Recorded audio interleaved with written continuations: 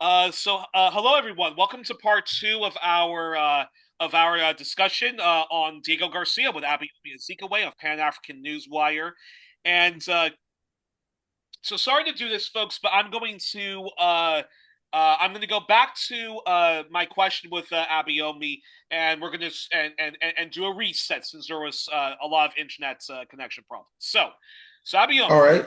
so as I said in my last question, John Pilger, he did a documentary on Diego Garcia called "Stealing a Nation," and when I went to London to watch John Pilger because his body of work was being archived into the British Public Library, and it was also a celebration of his career.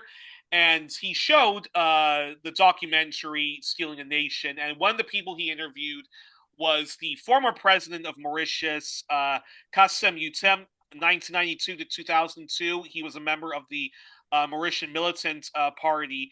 And when he was being interviewed, one would get the impression that Mauritius is this innocent actor in the plight of Diego Garcia, and that they're not a partner in crime to their plight.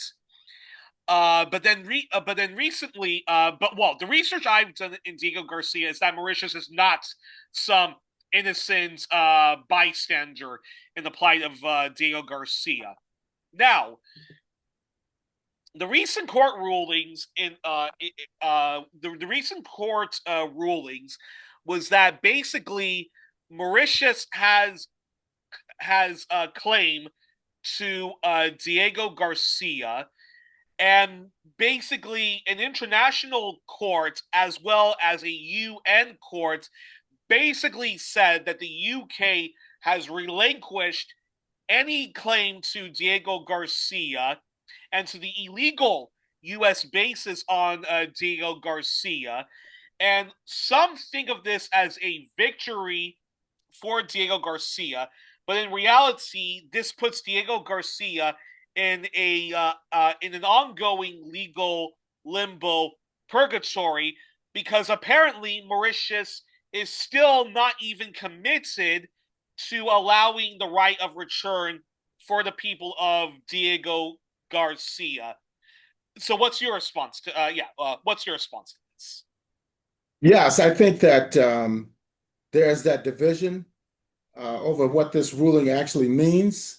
But from the people that I have read statements from, they are still not satisfied that they were not given full rights to self-determination and the right of return, and also adequate reparations so they can return if they wish to return, or if they do not wish to return, they should still be compensated for the damage that has been done to them over the last at least 61 years, not to mention the exploitation on the coconut plantations and other workplaces on Diego Garcia.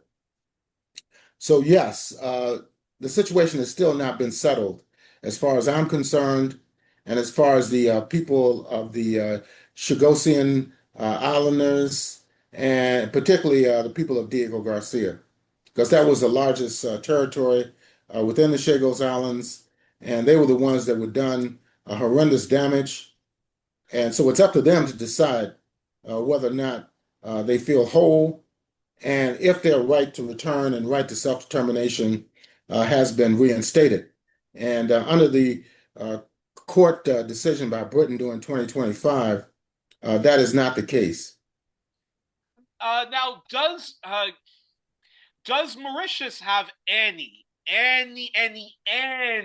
legal, historical, cultural claim to Diego Garcia, or not at all? And they should remain, if they are a friend of Diego Garcia, and if they do have nothing but compassion for the plight of Diego Garcians, then shouldn't they just continue to remain a part of Diego Garcia's right to return? What Diego Yes.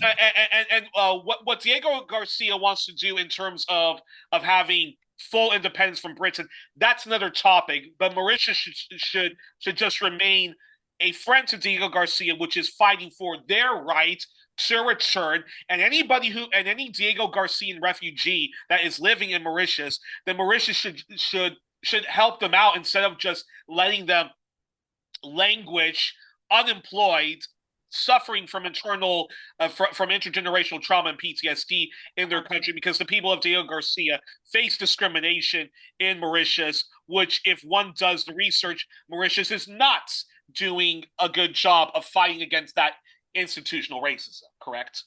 Yes, I think it should be up to the people who were born on the island or are descendants of people who were born on the island, to their satisfaction, this situation will be resolved, not to the satisfaction of Britain or even the Mauritian government as far as that is concerned. So I think it's up to the people themselves who were either born there, who are descendants of people who were born there. It's up to them to decide whether or not the situation has been adequately resolved.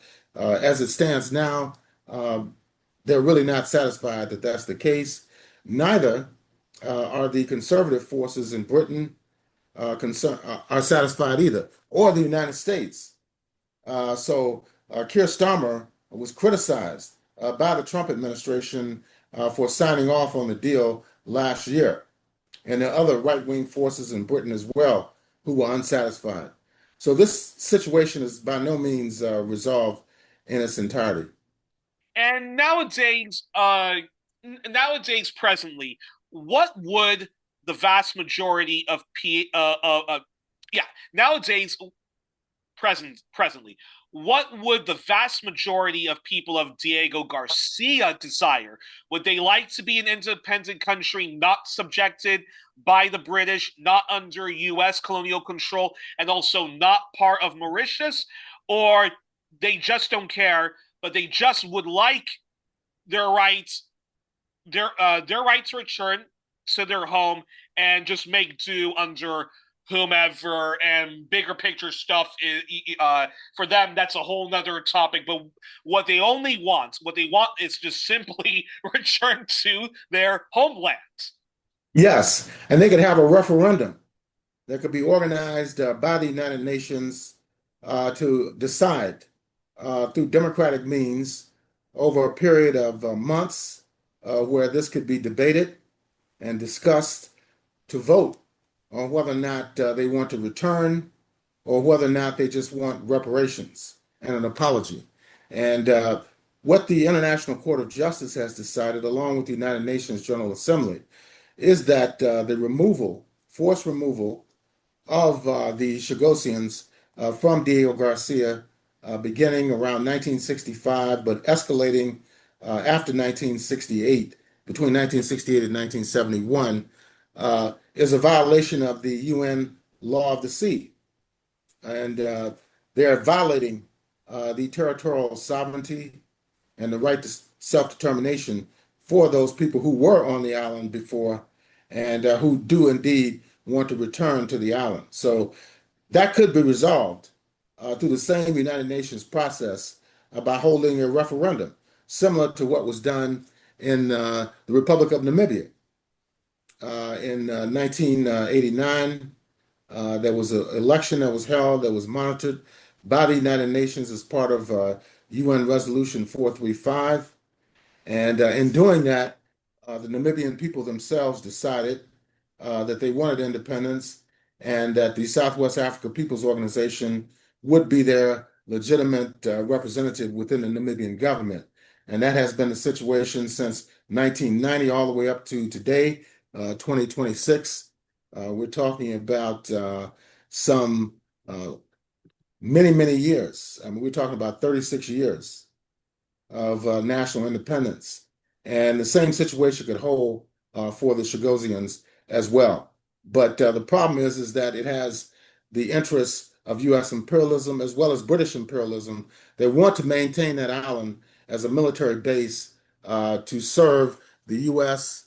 and any other NATO country with the approval of the United States because they hold the lease to the island. Unbelievable. And this is a perfect segue to my final question on Diego Garcia. It's this which really I think should boil the blood of anybody. It's the following: If the British High Court can't forcibly make the UK government to allow the people of Diego Garcia to return home, and other international courts and UN bodies, we see these epic miscarriages of justice happen, where, for example, Julian Assange was repeatedly supported by international law, but remained arbitrarily detained and then systematically tortured in the Ecuadorian embassy and later Belmarsh prison. Chelsea Manning and countless whistleblowers that Obama hunted down. They should have never served a prison sentence at all, but they did.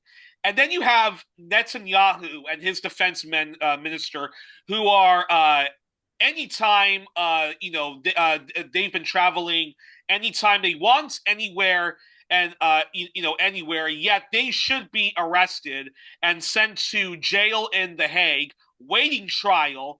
And then, we get the epic injustice that's been inflicted on Haiti, uh, to, in general, the British state just behaving like the most epic rogue state you can imagine. Does all this just mean that all of those institutions are toothless and completely discredited, and anything short of a worldwide French left-leaning Russian Bolshevik-style revolution and counter-revolution is the only way to bring true justice to all colonized people, not least, but especially Diego Garcia? I'm very curious your response. Yes, I would think so, because this has been contested legally for decades. And, we have been following this going all the way back to at least the year 2000. Even before that, it was being discussed, in various Pan-Africanist and leftist circles.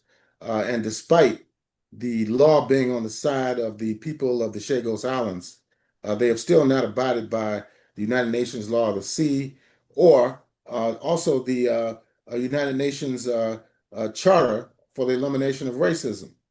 So it's a violation of the law of the sea, as well as the resolutions on the elimination of racism. So despite all that, the situation has still not been settled. And the reason why they wanted the island cleared, according to the United States, is that they did not want to run into any challenge on the part of the local people. We're talking about 1965, when this scheme was first enacted. And of course, in various geopolitical regions on the continent, there were independence struggles that were taking place. Some of them were mass struggles, which were popular and were carried out largely without armed struggle. But then you had armed struggle being the principal means to seek national independence. For example, in Guinea-Bissau, in Cape Verde, in Mozambique, in Angola, in the former Rhodesia, and apartheid South Africa and apartheid Southwest Africa. All of these states were contesting to gain their national liberation during the mid 1960s. You had the Organization of African Unity, which had just been formed 2 years before that. So the U.S. was very explicit that they did not want any civilian population on Diego Garcia. And they're continuing to hold that same position.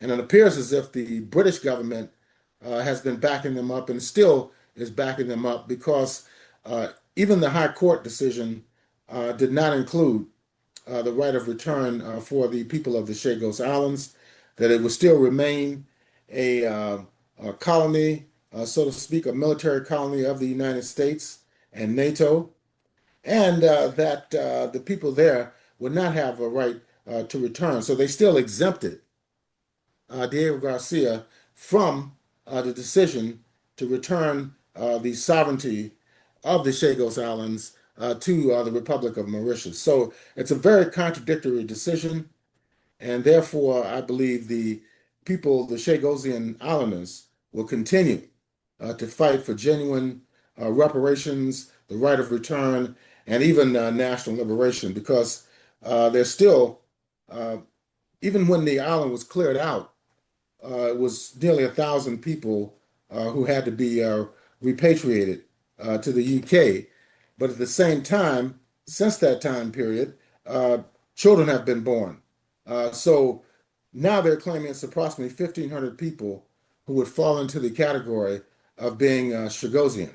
Uh, I believe it could be far more than that. But even with 1,500 people, even with 1,000 people, they still have a right to self-determination on an island territory that was seized by the imperialists, going all the way back to the early 16th century um, under Portugal, and then later, of course, under France. And then even after the Treaty of Paris, where it was ceded to the British government, um, it still doesn't negate the right to self-determination. These are colonial territories, neo-colonial territories that are still being dominated by imperialism. So even if the Republic of Mauritius uh, feels that this situation has been resolved, it is not resolved absent of the decision and absent of to the satisfaction of the Chagosian people. You'll love this. You were talking about how some folks in Reform, and this was Nigel Farage himself, as a member of the Clacton by Sea, I believe, and also on his GB news program. Nigel Farage has been protesting against well, he protested the court ruling that says that England has no claim to Diego Garcia, and then then gives it up to Mauritius. And he was also, protesting again. So he has been one of the members of Parliament, along with Richard Tice, both of Reform, against Keir Starmer, just giving up the islands apparently to Mauritius. However, I like what Mark Curtis, British historian and journalist of Declassified UK, author of brilliant books like Web of Deceit, Britain's Real Role in the World, as well as The Great Deception, Unpeople, Britain's Secret Human Rights Abuses, and Secret Affairs, Britain's Collusion with Radical Islam. Mark Curtis said the following in the title of this article, which is that the Chagos Islands were never Britain to give away. That's a good way of saying it. Yeah, your response to that before we close. Yeah, I mean, that's a great statement to sum up the situation. Um, they're leasing territory that does not belong to them, that is far, far away from Europe, far away from the British Islands. And they're saying they have a right to possess this territory. And they also have a right to return it to Mauritius. So if they have those rights, they also have a right to restore the right to self-determination, repatriation, and to grant reparations to the Chagosian people. So it's an inconsistent and illogical position that you don't have a right in the first place to give it away, but at the same time, you are giving it away to the United States, and then now you're giving it away again under the auspices of recognizing the Republic of Mauritius' sovereignty over the territory. So it's just full of contradictions, and I don't think this is over, even from a legal standpoint. And should there even be a huge reset, which is Britain should just go back to the original UK High Court ruling that says the people of Diego Garcia have the right to return to their homelands, making the other UN international things were sorry UK, but you've relinquished your control. Now these tiny islands belong to Mauritius. No, no, no. Let's go back to the original High Court UK ruling that says, okay, this is a British colony, but these British subjects have the right to return back to their home country, and then we force this. This can be a wider pan-Africanist, anti-imperialist, anti-colonial struggle, and then we go back to the people of Diego Garcia should have the right to hold a referendum on whether they want to still remain part of the UK or be its own country. Curious. Yeah, to me, that's a much more just decision. Rather than exempting Diego Garcia from the other Chagosian islands, and at the same time relinquishing ostensibly sovereignty to the Republic of Mauritius. So it's partial sovereignty, but it is not total sovereignty. because the people do not have a right to resettle, and even the ones that did were subjected to a evacuation order by the British, which was contradicted by the British Indian Ocean Territory judicial body, which is part of Britain as well, saying that no, they did have a right to stay there, but it's only four people.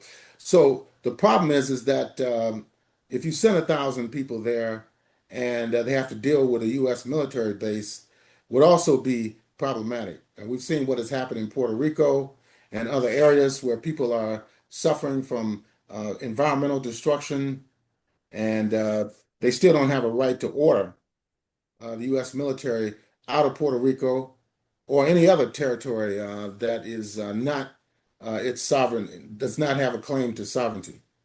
Exactly. Before we close, I wanted to ask you this question.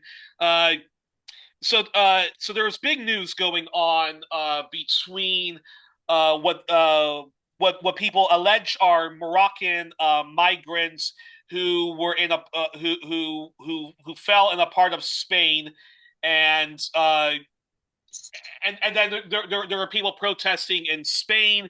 There was lots of very weird coverages, even coming from the best of the left, that said that Morocco was dumping these Moroccan migrants on this Spanish territory as because they were acting as a proxy of the U.S. and Israel, punishing Spain for not wanting to spend 5% of its GDP on NATO, and punishing Spain for standing up for the Palestinian people. I can see where people would get that, but we have to base any journalism claim, we have to base that on facts. And digging into, uh, Spain and its relations with Morocco, Spain actually does a lot of fortress Europe. So anytime there are migrants that appear in Spain or in the Spanish territory, Spain often violates the rights of these refugees, these economic migrants, and so forth. So, in other words, Spain is not an innocent actor here. Morocco is certainly not an innocent actor here. And there was an interesting independent news outlet which was decrying everybody's coverage of what's been going on in Morocco and Spain. So I'm very curious. Uh, what do you think is is going on here?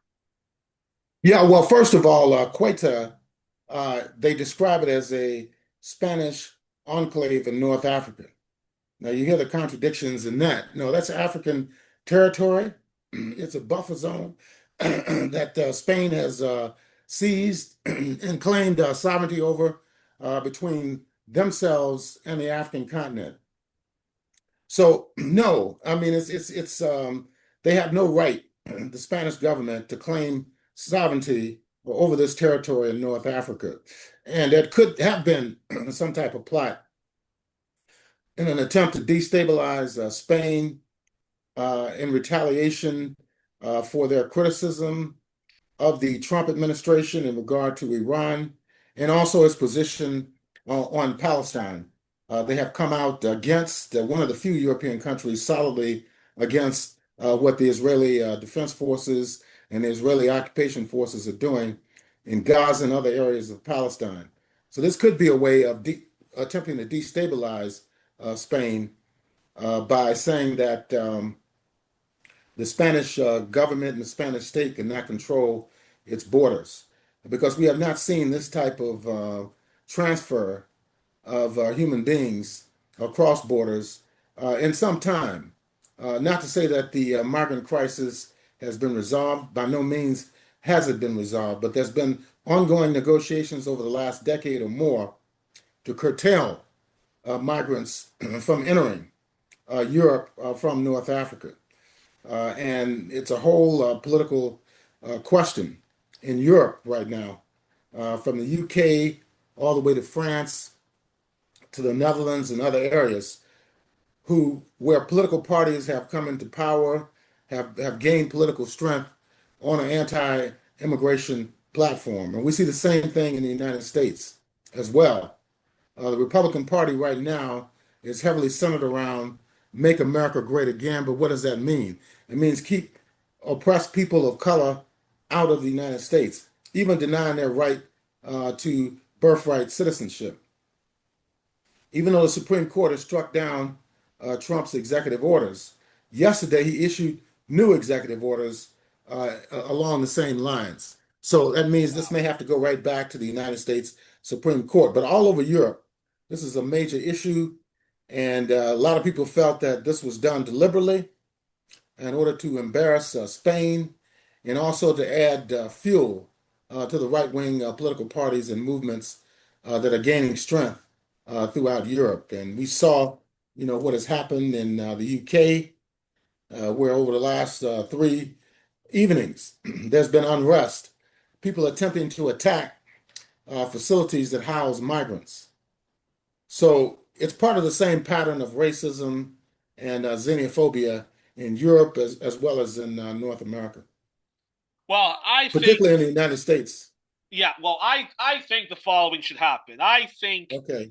I think give the Malvinas back to Argentina. I think give Yes. Gibraltar back to back to Spain, and the British inhabitants there can stay there. I think give those Spanish enclaves, those Spanish overseas territories, give those back to Morocco. But then Morocco give Western Sahara back to the Western Sahara and let Western Sahara be its own independent country. God Exactly. damn it! And Britain and the U.S. give all of those countries their independence. Whether it's Right. Diego Garcia, whether it's Puerto Rico, whether it's American Samoa, whether it's Guam, whether it's the Marshall Islands, free them all, decolonize all of them, and And to add to that, the right of self-determination and the restoration of land to the indigenous people here in the United States as exactly. well. And the African Americans, the right to self-determination or even a referendum on their future, whether they want to remain part of the United States or whether or not they want to set up their own independent nation or territory. So all of these issues are interrelated, and they go right back to the era of colonialism and enslavement, where all these problems have originated. On Diego Garcia was pretty much a slave camp where people worked on plantations to grow coconuts and other agricultural products for export. And the people who were on Diego Garcia in 1965, between 1965 and 1971, were largely plantation workers. So this is a case of colonialism and capitalist exploitation. Fantastic. Completely agree with you, and that's a fantastic place to end. Well, we were joined on this edition of One Plus One with Abayomi Azikiwe of Pan African Newswire and Black Agenda Report. He is a longtime independent journalist, historian, Pan Africanist, leftist, left wing activist, and more. Next week, I can't believe it. Next week is our final chapter of this series, our final country. And boy, do we save the best for last. We will be looking at the history and current affairs of Madagascar. That is the last African country Abayomi and I will explore. So join us then. And don't forget, folks, to subscribe, donate, and check out the work of Pan African Newswire, Black Agenda Reports, and the work of Black Alliance for Peace. And again, donate to One Plus One, share us widely across social media and email. Facebook sometimes blocks me from sharing widely, so it's important that you, the audience, share. All my best until then. Good night and good luck. And Abayomi, you have a great weekend and looking forward to next week.